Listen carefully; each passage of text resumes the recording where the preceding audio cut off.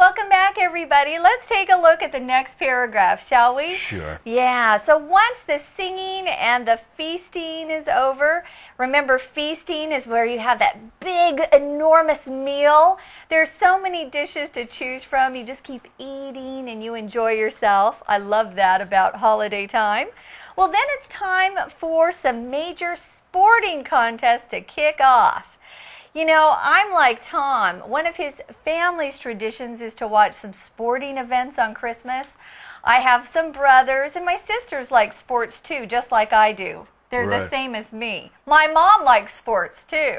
Wow. Yeah, so we all sit down for the football game on Christmas. It's usually the Dallas Cowboys playing some other team. I don't know why the Cowboys always get that day. Now, if you have a contest, it means you have some sort of competition between two people or two teams or a whole group of teams, a whole group of people too. And you might want to say here that it's pretty serious. If you're in a contest, you want to win. You don't want to lose, right? Right, exactly. Everybody wants to win. And, of course, if something kicks off, it begins. That's right. Kicking off is something that is done in a football game, either American-style football or in soccer. They kick the ball and the game begins. So that has come to mean something begins. So these contests or these games begin. That is a tradition as well. Now, in England and in Pakistan and India, Australia, New Zealand, and other countries, they have this sport that's called cricket. And, well, I don't know exactly what it is myself. It's kind of similar to baseball, I suppose, but they bowl this ball to a batter, a batsman, and that person tries to hit it or something. It's very popular in those countries, but not really in other places. Yeah, we don't really have cricket in the U.S., but it looks fun. And I think they even run to different bases, like in baseball. I thought I saw them running back and forth or something like that. See, we're Americans. We don't really watch cricket. But it's very popular in Australia. Well, they have one of the biggest cricket matches of the whole year that happens on December 26th. And this date is very special in some of the English countries, some of the countries that belong to Great Britain. It's called the Boxing Day Test. Boxing Day is very important for the English. So this particular match is called the Boxing Day Test, and that's when it begins on December 26th.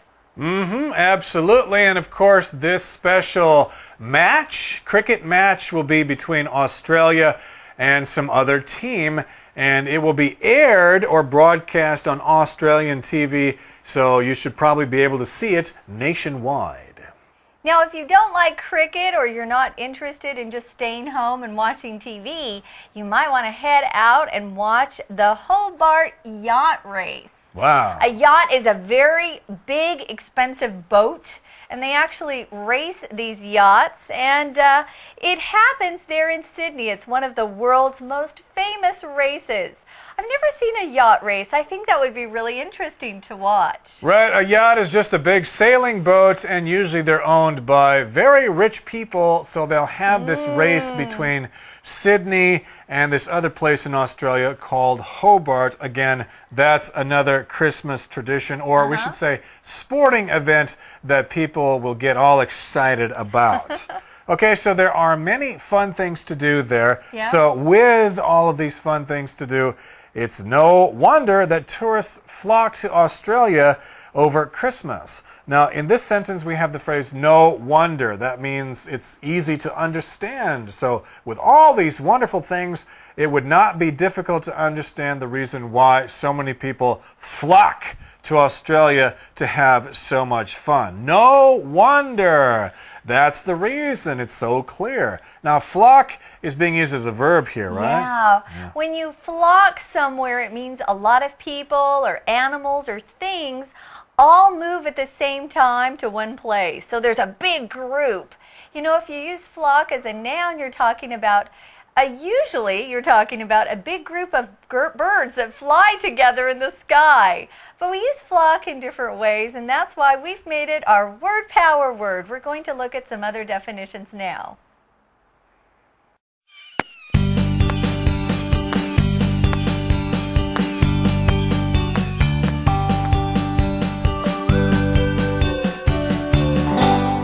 Power.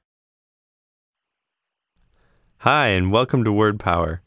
Today's word is flock. Today we read about how tourists flock to Australia at Christmas time.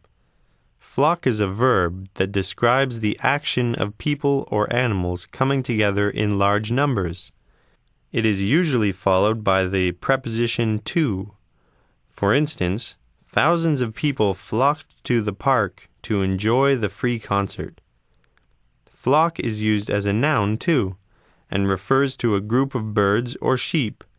In some cases, it is also used to describe a large group of the same type of people. For example, a flock of noisy children ran towards me. That's all the time we have for Word Power today. Thanks for listening.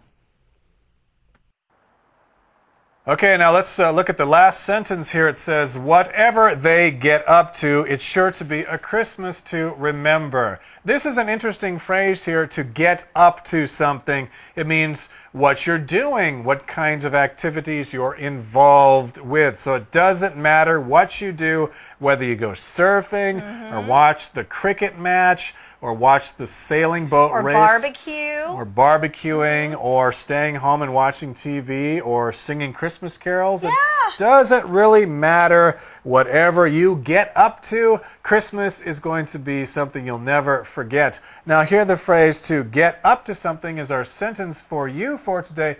Let's take a closer look.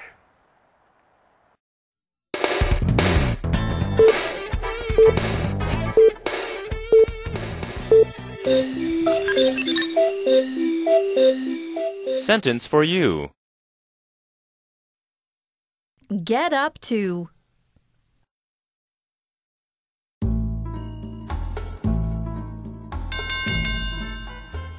I'll rub the lamp and see what Jeannie is getting up to.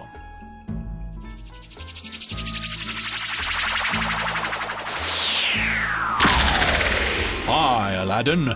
Do you have any wishes today? Wow! Are you really gonna help me with whatever I want to get up to? Of course. You name it, I'll do it. Excellent! I'm thirsty and lonely out in this desert. I want some water, and I want to be close to people. As you wish.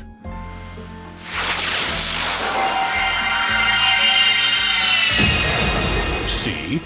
Now you have everything you want. Huh? You turned me into a toilet? Huh. This is not what I want to get up to.